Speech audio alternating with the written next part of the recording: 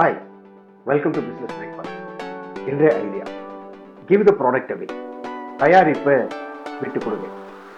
தயாரிப்பை விட்டு கொடுக்கறது பைத்தியக்காரத்தனமா தோணலாம். ஆனால் சில சந்தர்ப்பங்களில் புது மார்க்கெட்டை எஸ்டாப்ளிஷ் பண்ண ஒரே வழி இதுதான். ஒரு ப்ராடக்ட் ரெவல்யூஷனரியா இருக்கும்போது அதை ஃபர்ஸ்ட் ட்ரை பண்ணி பார்க்குறவங்க சில பேர் மட்டும்தான். அதனால அவங்கள்ட்ட முன்கூட்டியே பணம் கேட்கறது பெரும்பாலும் ஒரு பேரியரை உருவாக்குறது. சில சந்தர்ப்பங்கள்ல இது கூட தான் நம்ம வாழ வேண்டியிருக்கும். ஆனா உங்க ப்ராடக்டை சொந்தமா வச்சிருக்கிறது உங்க கஸ்டமர்ஸ் மீண்டும் மீண்டும் உங்ககிட்டயே வாங்க வேண்டி இருக்கும்னா அந்த டிபெண்டன்சியை உருவாக்குற ஒரு விஷயத்தை நீங்க கொடுக்கறது நல்ல பிசினஸ் தான். ப்ராடக்டை சீப்பா வித்துட்டு பெரிஃபரல்ஸ்ல பணம் சம்பாதிக்கிற நிறுவனங்கள் நிறைய இருக்கு. கார்களுக்கான ஸ்பேர் பார்ட்ஸ் இதுக்கு ஒரு உதாரணம். கம்பேரிட்டிவ்லி கார்கள் மலிவா தான் விற்கப்படுது, சீப்பாக தான். ஆனால் ஜெனுவன் ஸ்பேர் பார்ட்ஸ் எக்ஸ்பென்சிவாக தான் இருக்கும். ஏன்னா அந்த மேனுஃபேக்சரர் பெருசா பணம் சம்பாதிக்கிறது அப்படித்தான். ஒரு ஃபேக்டரியை விட்டு வெளில போற ஒரு ப்ராடக்ட்டுமே ஒரு பிரைஸ் டேகோட தான் போகணும் அப்படிங்கிற எந்த கட்டாயமும் கிடையாது. இங்க பல நிறுவனங்கள் ப்ராடக்ட்ஸை கிவ் அவே பண்ணி பொருட்களை டிஸ்ட்ரிபியூட் பண்றது மூலமா வியக்கத்தக்க வகையில வெற்றி பெற்றிருக்காங்க. ஒரு எக்ஸாம்பிள் பார்க்கலாம்.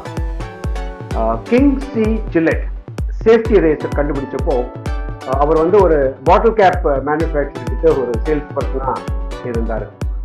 அவரோட இந்த கட் த்ரோட் ரேசர் மீண்டும் மீண்டும் கூர்மைப்படுத்த முடியாத அளவுக்கு பழசாகி போயிட்டதால ஒரு முறை பயன்படுத்திட்டு தூக்கி எறிகிற மாதிரி, அதாவது disposable razor, use and throw ரேசரை உருவாக்குவதற்கான ஐடியாவை அவர் உருவாக்கினார். பிளேடையும் அதை பிடிச்சு வைக்கிற அந்த ரேசர்களையும் உருவாக்குற வழியை அவர் ரொம்ப ஈஸியா உருவாக்கினார். முதல் பிளேடுகள் கிளாக் ஸ்ப்ரிங்ல இருந்து தயாரிக்கப்பட்டன. ஆனா எக்கானமி என்னன்னா மில்லியன் கணக்கில் அந்த பிளேடுகளை உற்பத்தி செய்ய முடிஞ்சா மட்டும்தான் அது ப்ராஃபிட்டபிளா இருக்கும். இந்த கட் த்ரோட் ரேசரை யூஸ் பண்றதை விட்டுட்டு டிஸ்போசபிள் ரேசர் யூஸ் பண்ண தயாரா இருக்கிற ஆண்களை பெறுவதற்கான குவிக் வே அவருக்கு தேவைப்பட்டது. அதனால அவருடைய தயாரிப்பை மற்றவங்களுக்கு கொடுக்கறதுக்கு முடிவு பண்ணார். ஜில்லெட் ஆயிரக்கணக்கான ரேசர்களை ஃப்ரீயா கொடுத்தார். அதுல பிளேடுகள் முழுமையா இருந்தன. சில ஆண்கள் மட்டுமே சேஃப்டி ரேசருடைய அனுபவத்தை அனுபவிச்ச பிறகு மீண்டும் பழையபடி கட் த்ரோட் ரேசரை யூஸ் பண்ணுவாங்கன்றது அவருக்கு தெரியும். ஸோ சேஃப்டி டிஸ்போசபிள் ரேசரை யூஸ் பண்றவங்க சில நாட்களுக்குள்ள புதிய பிளேடுகளை வாங்க வேண்டியிருக்கும். ஸோ அதிக ரேசர்களை வழங்குற தன்னுடைய கெப்பாசிட்டியை மூலதனமாக்கி அப்படி ஜில்லெட்டுக்கு ஒரு இன்ஸ்டன்ட் மார்க்கெட்டை உருவாக்குறார்.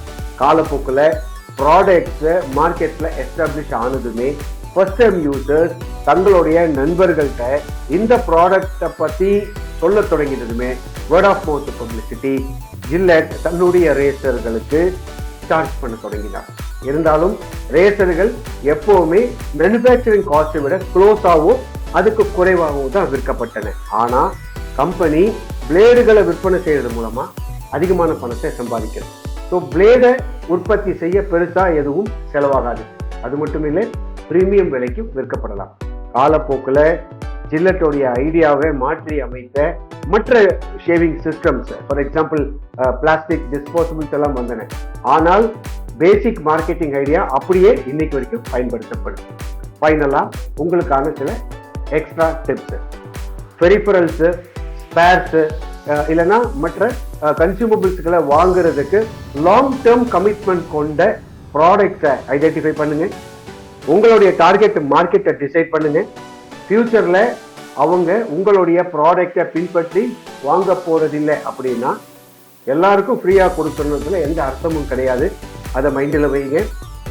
உங்களுடைய கிவ் அவே ப்ராடக்ட்ஸோட செயல்படும் நாக் ஆஃப் கன்சியூமபிள்ஸ் கூட யாரும் மார்க்கெட்ல நுழைய முடியாத மாதிரி உங்ககிட்ட இன்டெலெக்சுவல் ப்ராப்பர்ட்டி ரைட்ஸ், பேட்டன்ஸ் எல்லாம் இருக்கிறத என்ஷூர் பண்ணிக்கங்க. பிசினஸ் இன்சைடரோட 50 இன்டென்சிஃபையிங் சக்சஸ் ஸ்டோரிஸ் ஸ்பெஷல் எடிஷன்ல உங்க கம்பெனியை ஃபீச்சர் பண்ணி இந்த குவார்டருடைய கேம் சேஞ்சரா உங்களை அடையாளப்படுத்திக்கங்க. அடுத்த வீடியோல பார்க்கலாம். All the best.